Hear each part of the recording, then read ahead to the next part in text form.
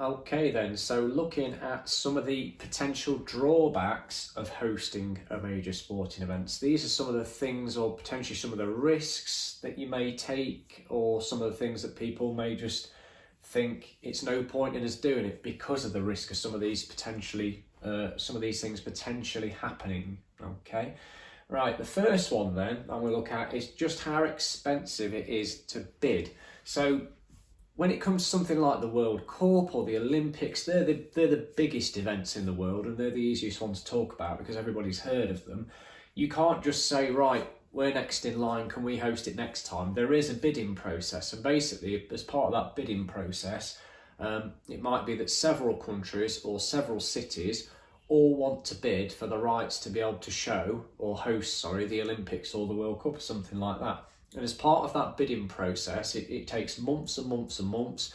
You have to get delegates and people from the Olympic Committee or from FIFA over to your country, over to your city. You have to show them around, put them up in 5-star hotels, and sort of go around a lot of different obstacles to be able to get a successful bid. And then what happens once everybody's done their bid is it kind of all gets voted on in secret, and then they announce which city's won, and then that city gets to host that particular competition. A lot of people think that's a fairly unfair system. Obviously it's going to favour some of the richer nations, so the rich nations can obviously afford to spend loads and loads of money on their bid. And it might not be too bad, but a poorer country, if they were to spend loads and loads and loads of money on a bid to host a major sporting event and they weren't successful, that could be very, very detrimental to that country. So it means that the bidding process can be quite unfair because only rich countries can really afford to do it or can afford to take the risk to do it. And the other thing is, and this has been proven to be true, particularly with FIFA, is that the bidding process itself is not fair. And basically it has been, well, it's almost been proven that for some of the World Cups, that some of the people in FIFA that were voting to decide which city or which country is going to host the World Cup were actually given bribes by some of the countries that wanted to bid to host the event and things. So basically they were given bribes and then would vote for that particular country or that particular city to host. There was a big scandal at FIFA as a result of things like that, and FIFA's leader at the time, Sepp Blatter, was dismissed, and some of the people that worked a little bit kind of underneath him, below him and things. So the bidding process is very expensive. It's not necessarily very transparent. And an example of a country that's bid recently was Tokyo bid to try and host the 2016 Olympics. That was the last Olympic Games that were held. And they spent $150 million on that bid, and they got absolutely nothing for it. Nothing. They didn't host anything. So that money just disappeared, basically.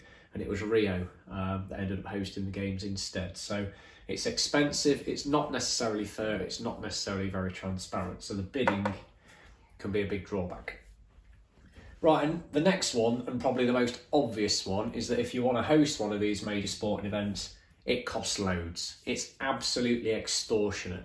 I mean, we're a footballing nation, but even if we wanted to host something like the World Cup, you might think to yourself, oh, that's fine, we've got loads of football stadiums.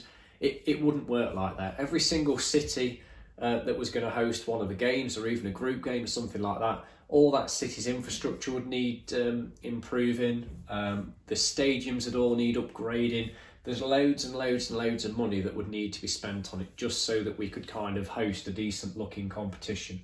The most expensive event to hold, though, by far and away, is something like the Olympics, because the Olympics has got so many different sports in it and so many specialist facilities required, all in one place, because it's a host city for the Olympics, not a host country. So you're not allowed to go off all over the country to different venues and things. It all has to be within kind of the limits of the city.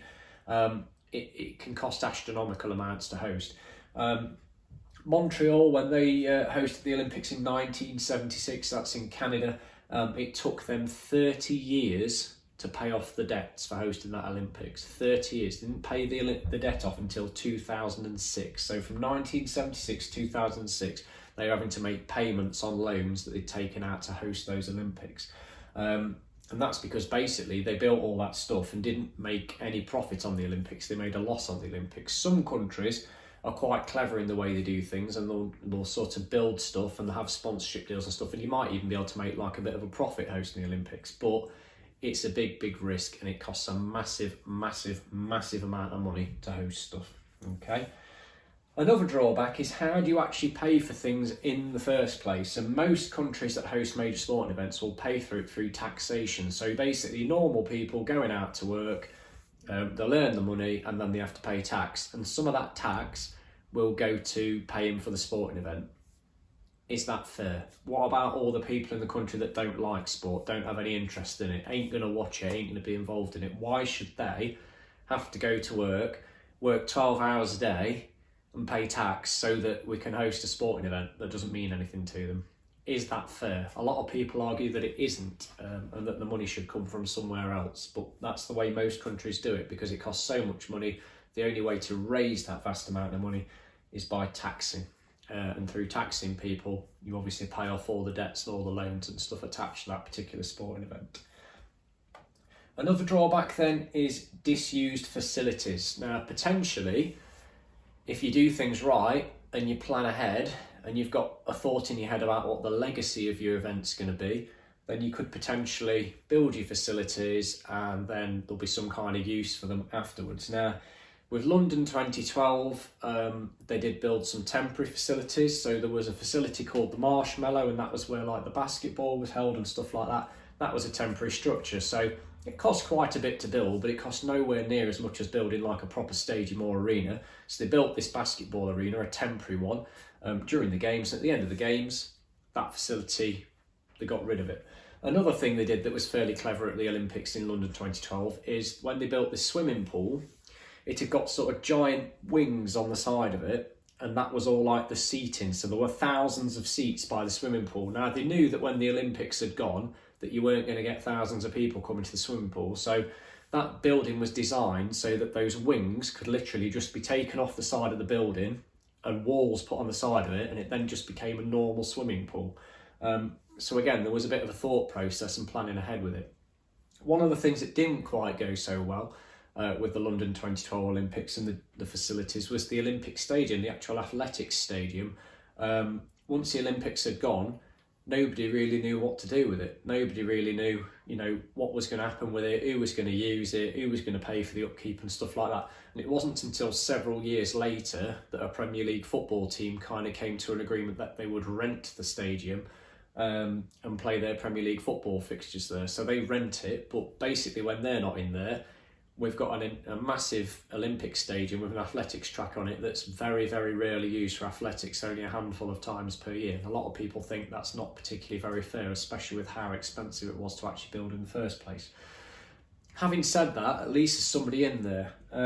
With Rio 2016 and Beijing 2008, there are two other Olympic Games that have been held fairly recently. Once the Olympics had finished in those cities, a lot of the Olympic facilities were just left to rot. Because the local population weren't wealthy enough to go in and pay to use them, and nobody else wanted to kind of take control of them. A lot of them were just kind of left to crumble, and just covered in moss and just all locked up and stuff now. So a big waste of money, I would probably say, as a result of that. So yeah, disused facilities can be a big problem, and obviously a bit of an embarrassment when you've spent all that money to build them, make them look nice in the first place. Another thing then is negative impact. That there is potential for negative things to happen during your major sporting event, and that's obviously going to be seen and shown to millions of people all over the world. One of the ones I was going to highlight was the Greek Olympics in 2004 in Athens. The Greek government spent so much money on those Olympics that shortly afterwards, in 2008, the Greek government actually went bankrupt, and the country went bankrupt and had massive financial difficulties. And part of the reason for that was that they'd overspent and spent too much money on the Olympics. And it made the country obviously look like it was run by people that perhaps didn't particularly have much foresight about the future and kind of what was going to go on in the future. Other events that have happened at the Olympics before, well, there have been terrorist attacks before at the Olympics. At Munich in 1976, I think it is, it might have been 1972, there was a terrorist attack at that Olympics, and also there was a bomb at the Atlanta Olympics in America in 1996. So again, that was kind of seen by and shown to millions of people all over the world at the time. And after seeing that, after hearing that there'd been a bomb go off in the Olympic Village, do I particularly now want to go and visit that place? I'm not sure I'd do. So if the wrong thing happens during your major sporting event, it can potentially lead to consequences, a lot of negative consequences, and things basically failing for you at your major sporting event. So it can be risky if stuff goes wrong. Another thing to look at is legacy. Now, legacy is supposed to be part of the planning for all of these major sporting events. Legacy meaning what is going to happen after this event has actually gone, and how is it going to continue to benefit the country.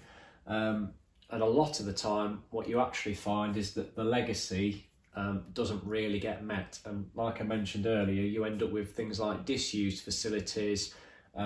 It doesn't really lead to much of an increase in people participating once things have moved on, and that's like the next city or the next event and stuff. So legacy is an important thing to consider, and it's very, very rare that a major sporting event will actually live up to its intended legacy. It's very, very rare that all the things happen that people, when they're planning the games, claim will happen afterwards. And then the final thing, I've put NHS on there. In fact, there's two more things, sorry, but I've put NHS on there is basically, is it right that we spend this massive amount of money on a sporting event? Would it not be better to just spend it on something else? And one of the things that comes up often when we talk about potentially bidding to host something like the Olympics or a World Cup, something like that, is why would we want to spend like billions of pounds doing that? Why don't we just give it to the NHS? Why don't we just give it to schools? And to be fair, they've got a pretty strong argument with that, because yes, there might be benefits to hosting your major sporting event, and there might be a lasting legacy in things, but is sport more important than things like education and health? And I think you probably have a hard time arguing a case for that. But obviously these things do take place, and we do spend a hell of a lot of money on them when they do. Final thing then is potentially the limited amount of sports shown or involved in your major sporting event. Now, if we forget about the Olympics, other examples of potential major sporting events, I've obviously mentioned the World Cup several times. There's things like Wimbledon as well. Obviously, it costs a lot of money to host these events, but it's only really catering for a very narrow band of people. So something like the Football World Cup, probably the second most expensive major sporting event to host behind the Olympics, cost us hundreds and hundreds and hundreds of millions of pounds to host it if we wanted to. And all it's going to do is cater for football fans and people who play football, which a lot of people already do anyway. So you're kind of left scratching your head thinking, is it worth all of it? And what exactly are we trying to achieve by doing it and stuff? So there we go. A lot of these things are kind of up for debate. But yeah, these are potentially some of the drawbacks of hosting a major sporting event.